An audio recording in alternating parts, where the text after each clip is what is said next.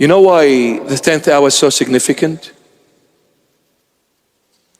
He's saying that in the entire human race, every human being, I'm not talking about Christians only, every human being that died, God the Father was not able to receive the spirit of that departed soul into his hand, because every human being that died was a sinner.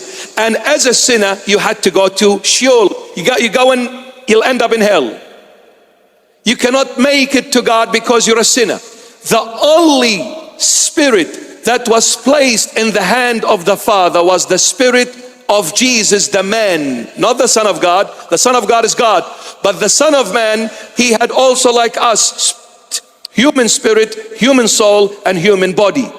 That human spirit, it was the only human spirit in the history of mankind that was placed in God's hand. God received it. It was the spirit of Jesus, because the only human that never sinned was Jesus. That's why God the Father was able to receive his spirit into his hand. Everyone else, he couldn't, because everyone sinned except Jesus. God can only accept a sinless person, not a sinner. The 10th hour, the spirit of Jesus is placed in the hand of God the Father. When you follow the Lord Jesus, he will bring you into his school, where he will teach you that the birds have a nest and the foxes homes, but the Son of Man has nowhere to lay his head. When you follow me and follow me only, and you give up on everything, I will make sure that I will teach you to put your spirit in my Father's hand. And when you put your spirit in my Father's hand, you will live forever. There is no death. The grave is empty.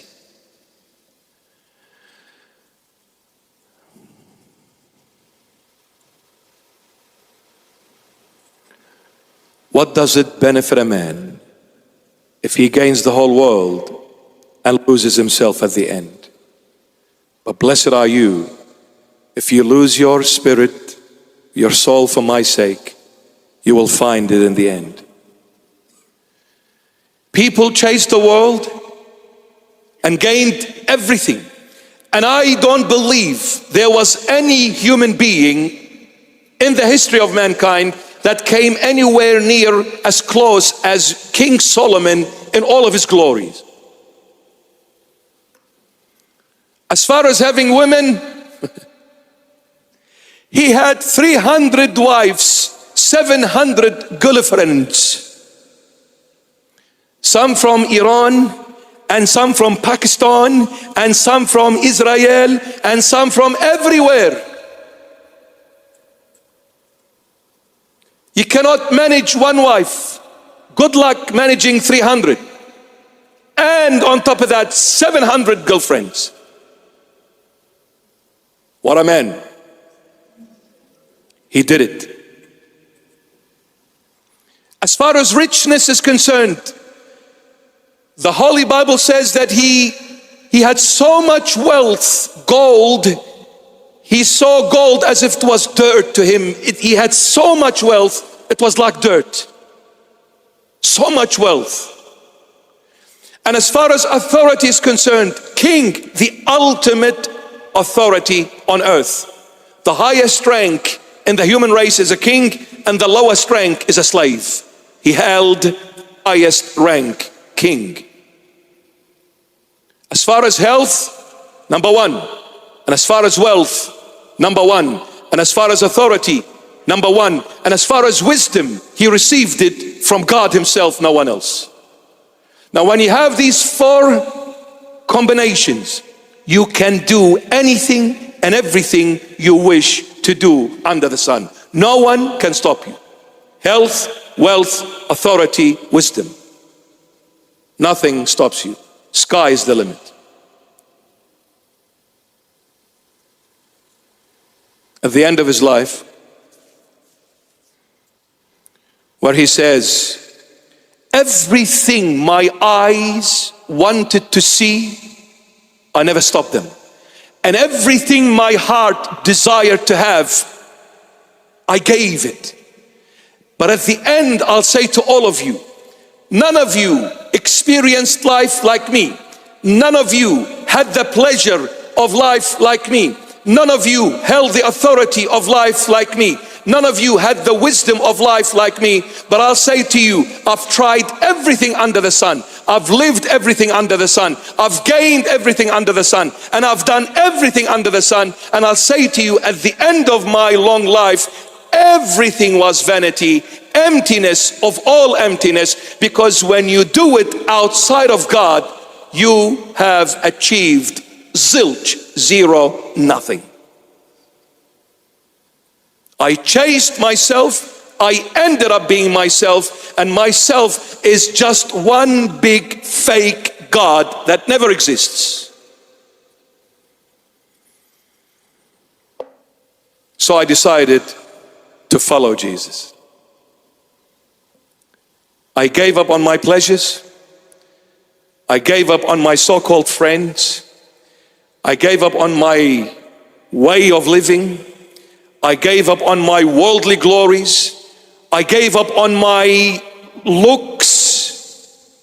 I gave up on everything I enjoyed doing just to find Jesus. When I found him, I lost a lot of things that are worldly. People that were friends, they are no longer now, since I'm following Jesus.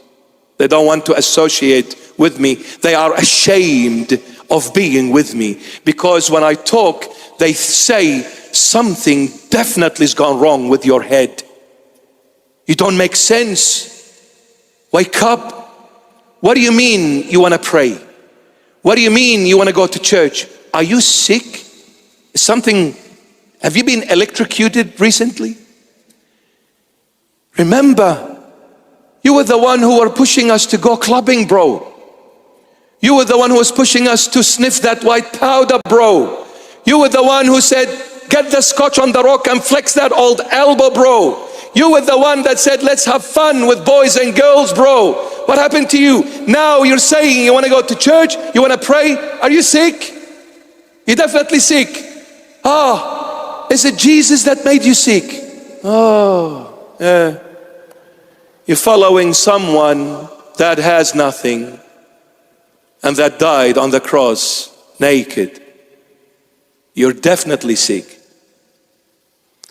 But when I followed him and I gave up on everything, that someone to the world who was nothing, I discovered by following him, he is everything.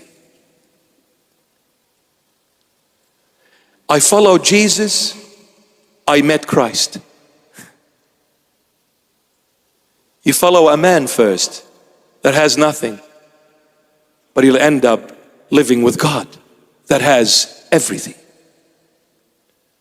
But are you willing to give up for him like he gave up for you?